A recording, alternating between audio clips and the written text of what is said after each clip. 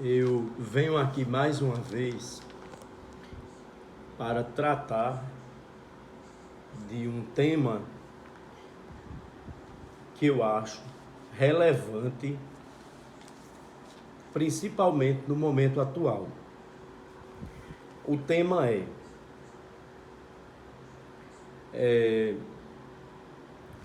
falar um pouco para os meus alunos de três grandes pensadores brasileiros que no período de 30 a 40, eles foram responsáveis por tessiturar, construir, explicar, ou melhor, inventar o Brasil. Esses três autores são pensadores da sociologia, do campo da história e do campo da economia. Um deles é Gilberto Freire. Gilberto Freire, que escreveu a obra Casa Grande e Senzala, que é o primeiro pensador a construir uma metodologia, uma sistematização para explicar o país. O segundo pensador é Caio Prado Júnior. E o terceiro pensador, extremamente importante, que é exatamente Sérgio Buarque de Holanda. Sérgio Buarque de Holanda, ele escreveu Raízes do Brasil, que é exatamente a obra que nós vamos tentar repassar para vocês, mas também lembrando que a história da civilização brasileira são 8 volumes, foi escrito também por Caio Prado Júnior. Os três autores, os três pensadores, os três explicadores, né? Todos eles vieram de famílias tradicional, né? Todos conheceram as escolas ou americana ou europeia, todos tiveram uma experiência fora do Brasil, estudaram metodologias, conheceram outras teorias, e os três, cada um com um método de abordagem, de procedimento diferente, tentaram escrever, tentaram, né, explicar o Brasil. Começamos pelo primeiro. Começamos por Gilberto Freire, que escreveu exatamente Casa Grande e Senzala. Casa Grande e Senzala, ele foi e é uma referência para nós entendermos o Brasil, para nós entendermos a construção da sociedade brasileira. Ele mostra uma sociedade a partir de um movimento, né? A partir de elementos como a sociedade que Casa Grande e Senzala descreve, a sociedade que possui latifúndio, escravidão e o patriarcalismo, né? Ou melhor, é a descrição, não é, de uma vida cotidiana brasileira, é a descrição de uma sociedade onde eu tenho senhores e escravos, e como essa sociedade, não é?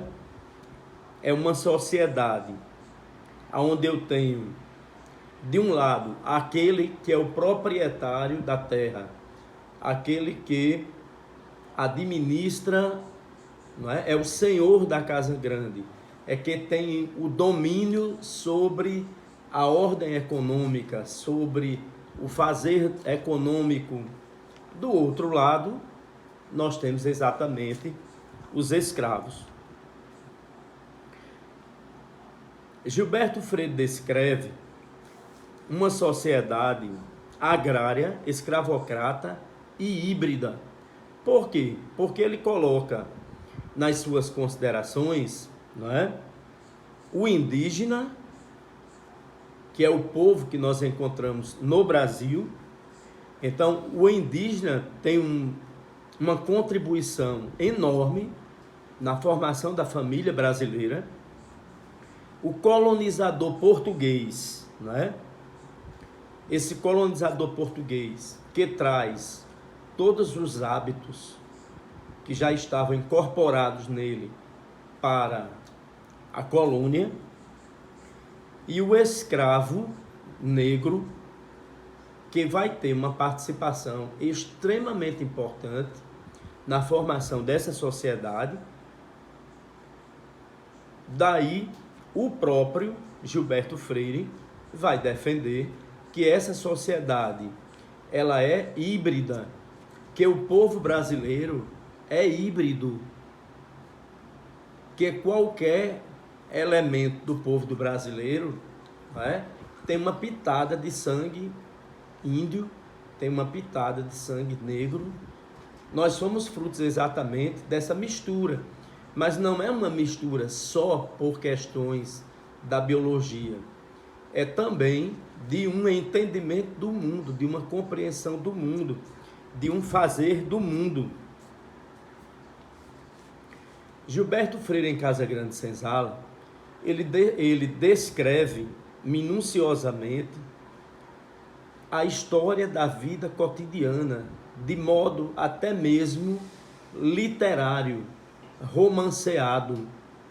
Não é? É uma obra que nós nos apaixonamos por ela. Nós somos obrigados a ler, a reler.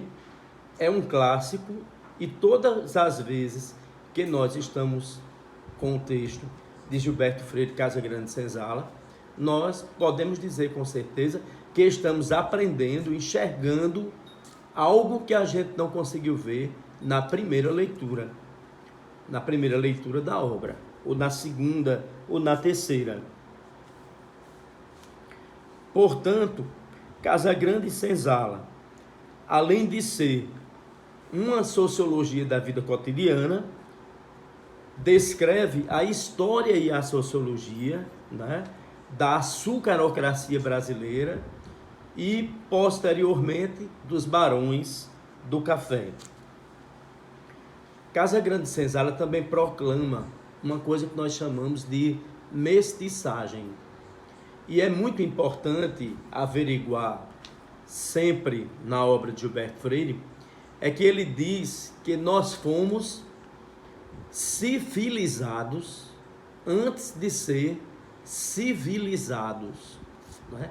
Vejam que ele sai procurando assim as minúcias, né? Ele mostra os casamentos, os acordos, aqueles acordos de casamento celebrados entre as famílias daquela açucarocracia, mostrando também que às vezes a moça casava jovem demais, né? No início do ano, no fim do ano já era o enterro, porque ela falecia de parto. Uma outra coisa muito importante do livro de Gilberto Freire, né, é que ele coloca também, ele vai mostrar uma nova forma metodológica. O seu método, tanto ele utiliza pesquisa de campo, né, como a etnografia. Ele utiliza muitas fontes metodológicas. Ele vai utilizar os diários antigos, os anúncios de jornais. Ele vai utilizar os álbuns de fotografias dessas famílias dos proprietários de terra. Ele vai também pesquisar a partir das plantas arquitetônicas dos casarões, das casas grandes, das senzalas. Então, o sentido dessa obra é exatamente compreender, não é, essa vida cotidiana,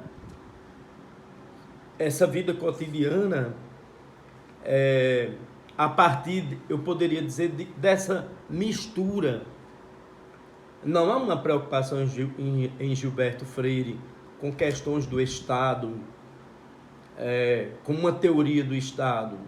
A preocupação é, com minúcias, descrever o cotidiano dessa sociedade, tá certo?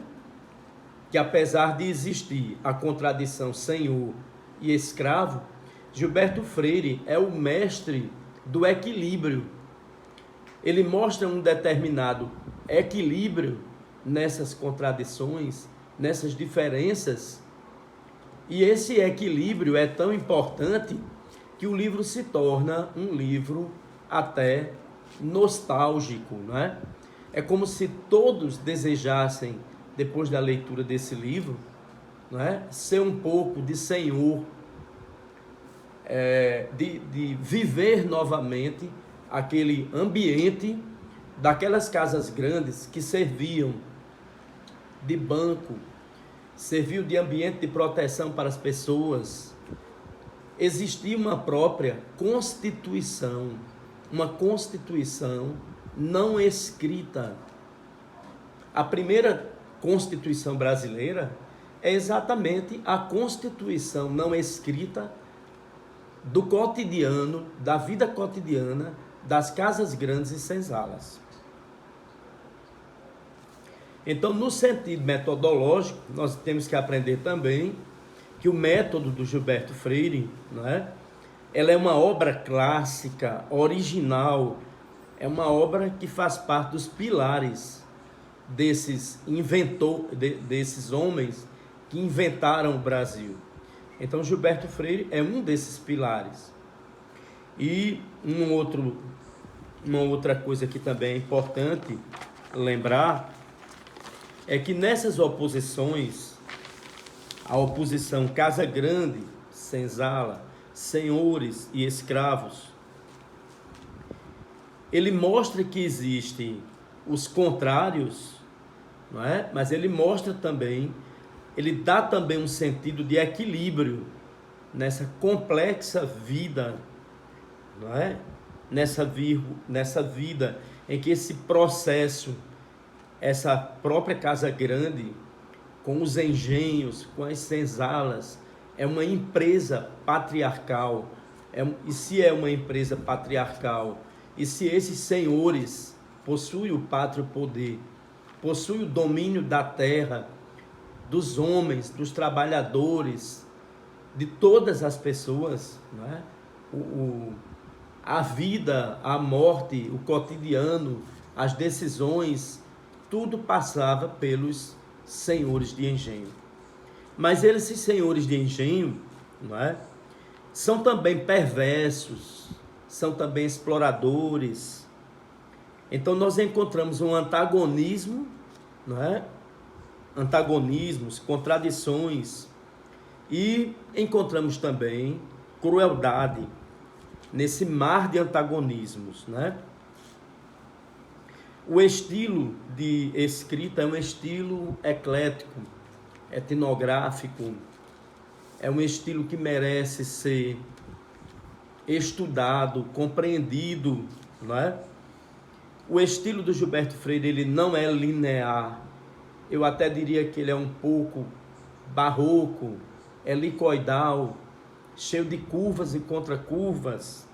Suas análises, elas podem ser longas, complexas, não é? Vejam que os capítulos do livro, há um capítulo que é o indígena na formação da família brasileira. É um capítulo extremamente complexo que vai tratar de todos os elementos da vida cotidiana, né? E de toda a contribuição que o indígena trouxe para a vida brasileira. O capítulo do colonizador português que ele traz os antecedentes e as predisposições, onde ele retrata que na construção das casas grandes, na construção dessas casas grandes, eu vou encontrar também as capelas. Então isso é uma reprodução da quinta portuguesa. A quinta portuguesa, ela era formada pelo casarão, né, pelo palácio onde vivia o nobre, e também ao lado desses palácios nós encontrávamos também as capelas. Então nessas grandes propriedades rurais, no qual Gilberto Freire faz essa extensa descrição da vida cotidiana, ele mostra também todo esse conjunto de hábitos que foi incorporados, né, no nosso cotidiano.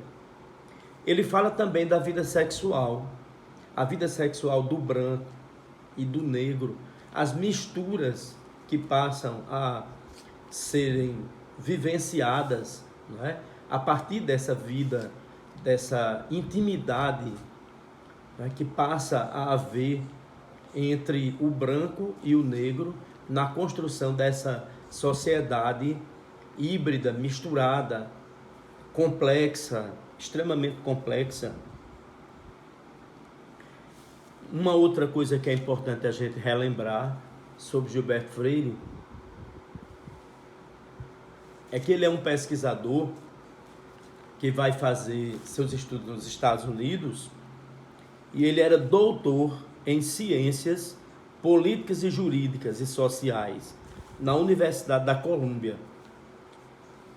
Defendeu uma tese sobre a vida sexual do Brasil nos meados do século XIX. Em 1930, Gilberto Freire começa a escrever Casa Grande Senzala. Em 1933, ele já publica Casa Grande Senzala. Alguns comentadores vão dizer que Casa Grande Senzala era justamente o que a elite gostaria de ler sobre ela, de saber sobre ela e de escutar sobre ela. Só que ao descrever tudo isso, ele descreve as nossas raízes, ele descreve exatamente a parte mais obscura do sujeito brasileiro, porque ele parte do porão, não é? Ele vai aos porões das casas grandes, ele vai ao inconsciente, não é? Aos desejos, às pulsões dentro dessas relações, do que pode ser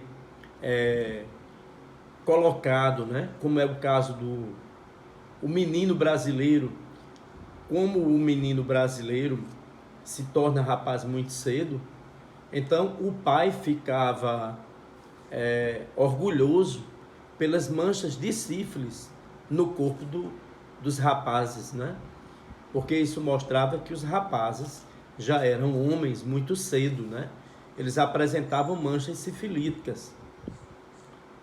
Daí a Gilberto Freire dizer que fomos primeiro sifilizados, né? Para poder sermos civilizados. Ele recebeu o título da rainha da Inglaterra, né? A rainha da Inglaterra tornou nobre em 1933, né?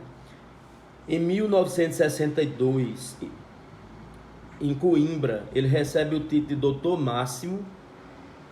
Em 1965, Gilberto Freire recebe o título de doutor honoris causa de Sorbonne e de uma universidade inglesa, a Universidade de Sussex. Em 1954, torna-se doutor pela Universidade da Colômbia.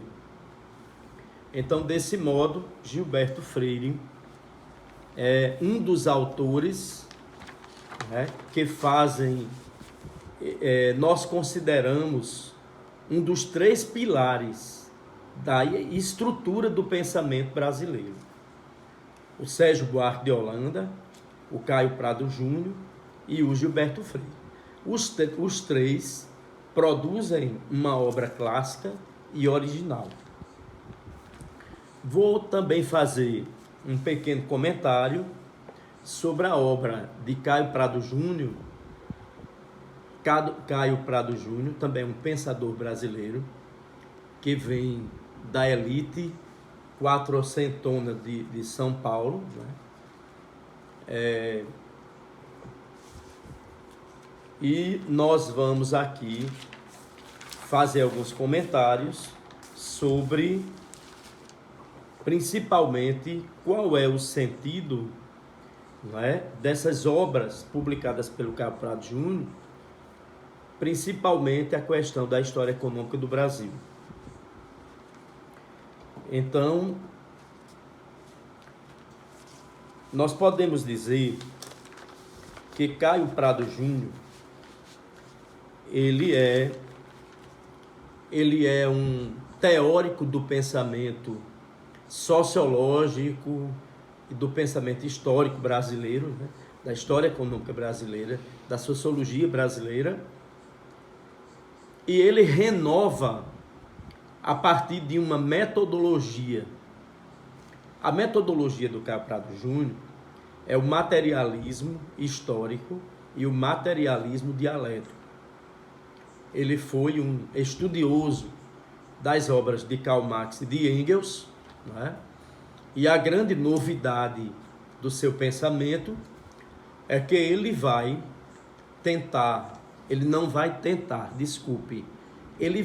explicar de modo sistematizado, não é, o Brasil a partir de aspectos, utilizando a metodologia do materialismo histórico dialético. Quais são esses aspectos importantes, né, nessa leitura? Qual é o eixo central? Qual é a grande reflexão de Caio Prado Júnior? É que ele vai mostrar o sentido da colonização, mostrando exatamente que o Brasil nasce dentro do sistema capitalista. É no bojo da organização mundial do capitalismo na Europa que o Brasil está inserido. Portanto, o sentido da colonização brasileira, o sentido da colonização para Caio Prado Júnior era atender os interesses dos grandes empresários, os empresários do campo europeu, do campo internacional e os empresários brasileiros também.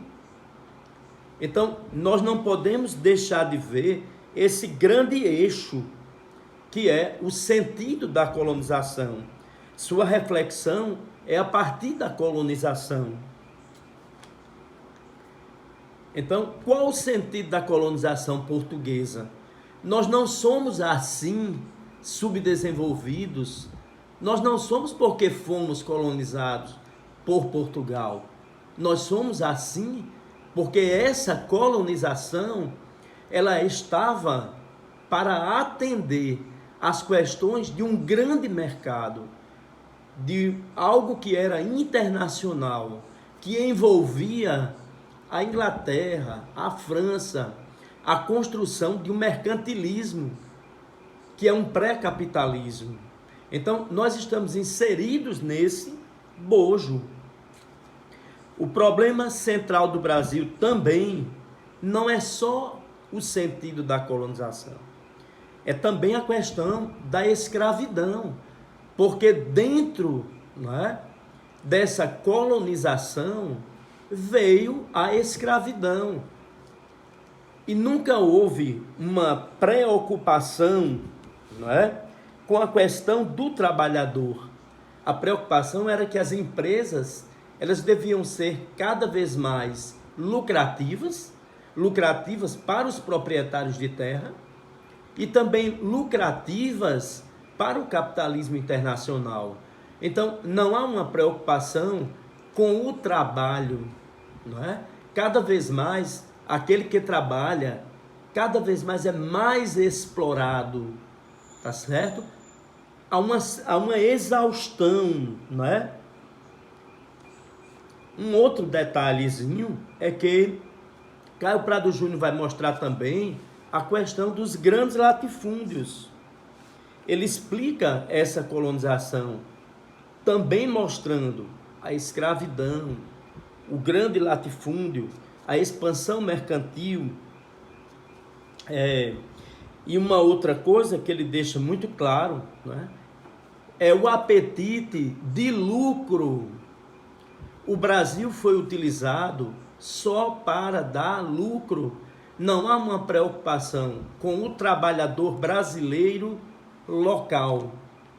Não há uma preocupação, não é, com a família do trabalhador. Não há uma preocupação com esses escravos. E quando o Brasil se torna independente, ele se torna o que ele já era. Ele está independente, mas dando apenas continuidade a esse processo do capitalismo internacional, não é? Onde o Brasil vai ser independente, mas ele continua dentro dessa acumulação, dessa expansão do capitalismo internacional.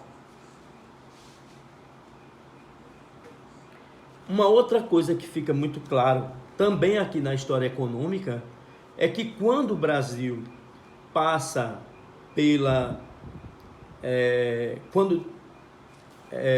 quando o Brasil se torna uma república, né?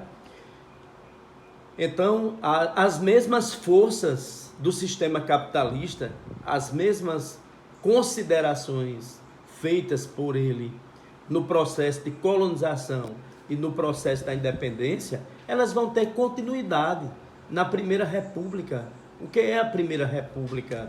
É a república também dos latifundiários, é a república também dos oligarcas, é a república também que só tem um sentido de lucro, não é? A questão lucrativa, para mais uma vez amamentar, para mais uma vez, não é? Produzir para o sistema do capitalismo dentro de uma condição de subdesenvolvimento.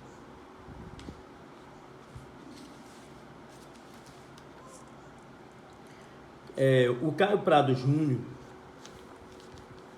nesse livro História Econômica do Brasil, ele faz uma síntese clássica, bem construída, né?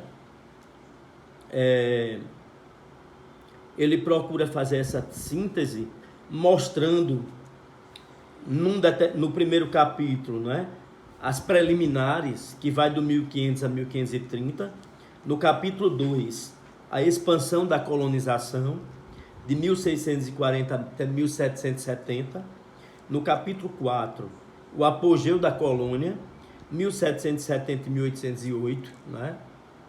No apogeu da colônia, a exploração foi tão grande e avassaladora que em pouco tempo o Brasil, que era o grande produtor de ouro, o Brasil tornou-se, né, extremamente pobre.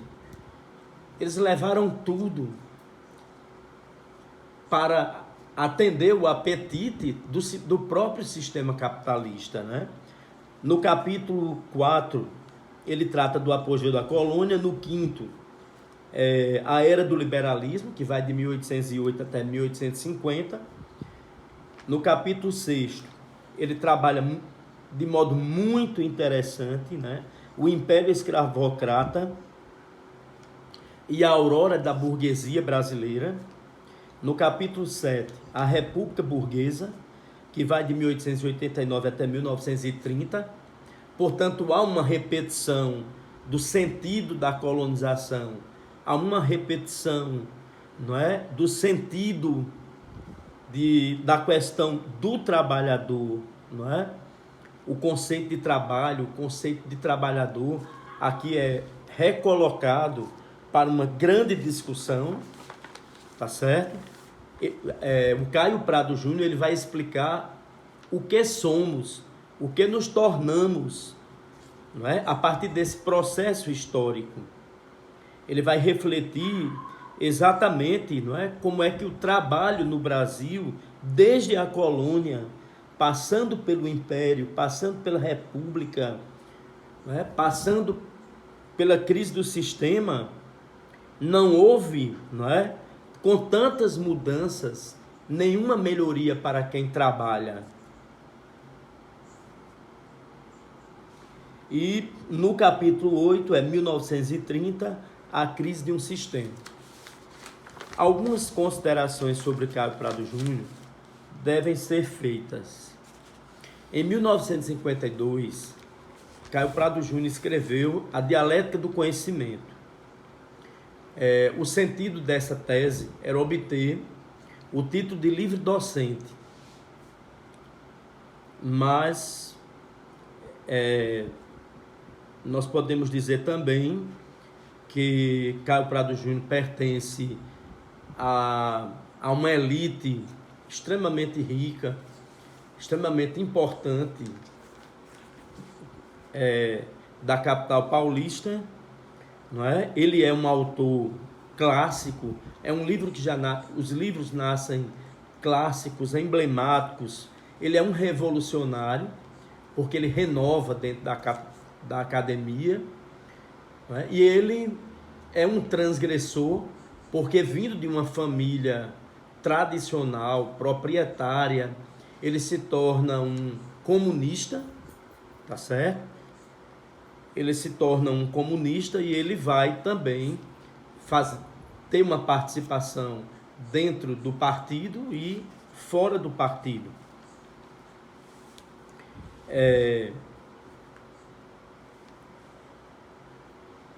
Outra coisa que eu esqueci de falar é que o Caio Prado Júnior foi dono de uma editora, a editora Brasiliense, com um projeto de civilização, com um projeto para que o livro pudesse ser um livro mais popular e não só para as elites.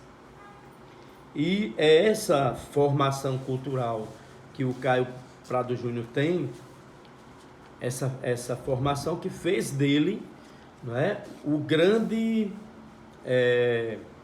nós podemos dizer que é um dos maiores nomes da explicação da sociologia brasileira e também da história brasileira, dentro, não é, dessa vontade de escrever e de dizer o que é o Brasil. O terceiro nome que nós colocamos aqui para fazermos uma síntese, né, é exatamente Sérgio Buarque de Holanda.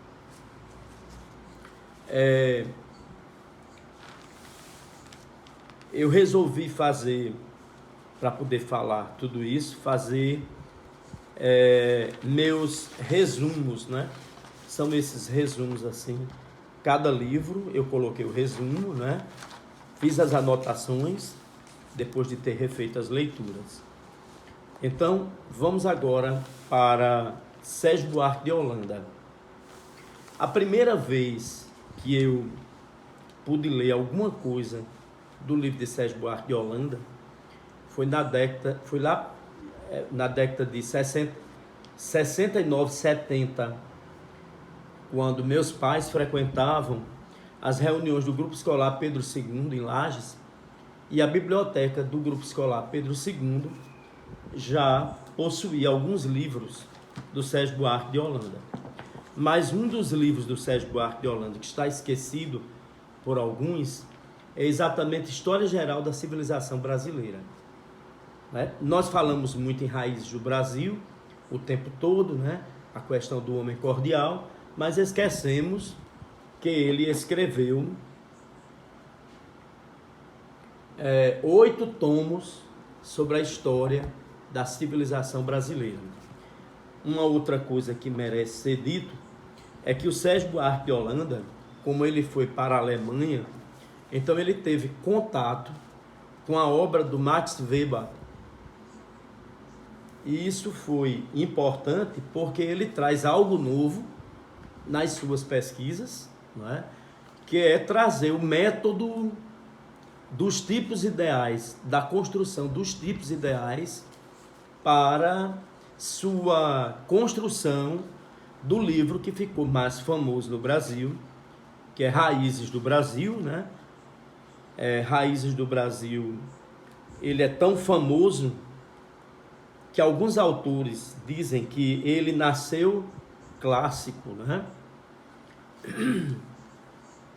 Então, na verdade, Sérgio Buarque de Holanda, ele vem também de família tradicional, né?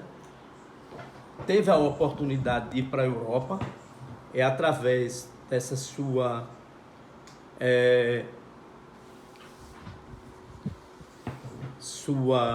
vida europeia, que ele vai explicar o Brasil, só que ele começa a explicar o Brasil de longe.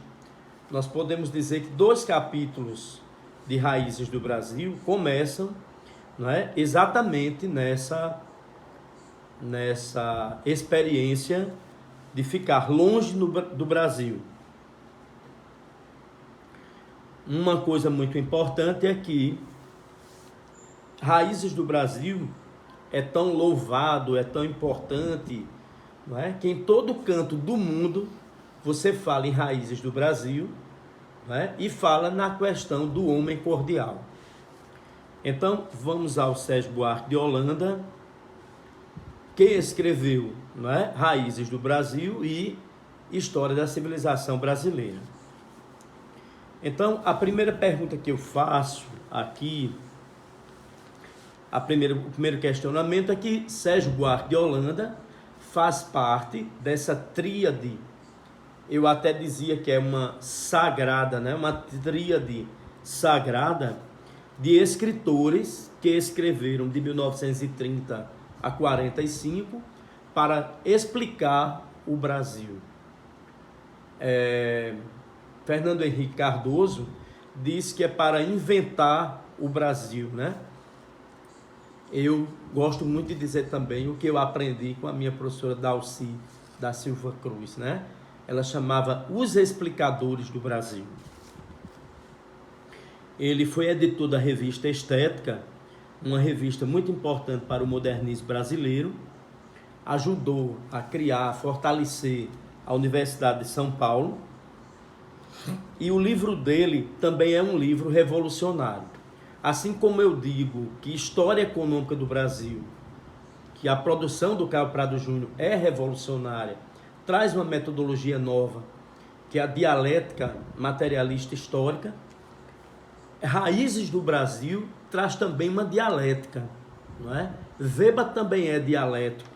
Então, o método dos tipos ideais, o estudo do tipo, que é uma construção metodológica explicativa para, a partir dos conceitos, daquilo que é explicado, você dizer o que é a realidade, também é dialético, só que é uma dialética hegeliana. Então, o Sérgio Buarque de Holanda faz as suas reflexões metodológicas a partir de um caminho diferente, não é? de um modo pioneiro, não é? Eu diria que em Sérgio Buarque de Holanda, na obra, quando a gente está lendo, há um espanto, né? Nós ficamos espantados, nós ficamos admirados, né? Com tamanha possibilidade de mostrar as transformações de uma sociedade, não é? De mostrar essas contradições instauradas por um sistema extremamente retrógrado, extremamente mesquinho de governo, não é? É um conjunto de governantes, de sistemas mesquinhos, de elites indiferentes, de oligarquias. Uma grande preocupação do Sérgio Buarque de Holanda é com a questão das oligarquias. Não é só com aquilo que o deixou mais famoso, que é também a questão do homem cordial, mas sim de tratar também, não é, a questão da dependência econômica, do desenvolvimento econômico desigual, predatório e que trouxe muita pobreza. Por isso que no início da minha fala, eu disse que para entender o Brasil de hoje, nós temos que pedir emprestado a lupa desses 3 grandes nomes da sociologia e do pensamento teórico brasileiro, não é? Para entender a continuação ainda de tanta política de desigualdade, de tantos políticos mesquinhos, de tantas oligarquias ainda, de um sistema tão predatório. Então, ele é um desmistificador também. Ele é um crítico do liberalismo, tá certo? Até porque a época em que ele fez a obra era a época do sistema liberalista, em que o liberalismo passava por uma situação de crise, não é? E ele diz que a solução para tudo isso era a democracia, uma democracia popular. Veja bem, a outra preocupação aqui, eu já mostrei a vocês que Raízes do Brasil, a metodologia, os tipos ideais, nessa metodologia dos tipos ideais, né, ele sempre lida com aquilo que é o tipo e o não tipo, né? E com relação ao homem cordial, o que é esse homem cordial? O homem cordial, ele diz que é o homem que vem da sociedade patriarcal. O homem cordial é uma herança do homem rural, herança da família patriarcal. E hoje nós encontramos a continuidade desse homem cordial, que tem uma dificuldade com racionalização, que tem uma dificuldade de resolver questões entre o público e o privado. O homem cordial é o homem que age com o coração, com a bondade, não é? Com a camaradagem, com as acomodações. Mas o homem cordial, ele também é um homem violento. Dentro da cordialidade existe também a violência, tá certo? E esse homem cordial do patriarcalismo, ele continua hoje. É o diretor de instituições que coloca nos cargos administrativos os amigos, né? Os cargos comissionados. Isso faz parte do homem cordial, tá certo? Então, se ele estivesse vivo hoje, ele ia perceber que o homem cordial, que ele acreditava que estaria morto e sepultado, realmente ele não está morto e sepultado, tá certo? Ele continua no nosso cotidiano. É o político constrangedor, é o político dos dias atuais, né? Está nas teses de doutorado que nós assistimos, as bancas formadas por amigos, não é? Está nos exames que nós assistimos, os exames todos feitos por professores, uns amigos dos outros. Então, isso faz parte da cordialidade. Então, esse homem cordial, ele é o homem afável, mas ele é também o homem da violência. Não esqueçam esse detalhe. Obrigado.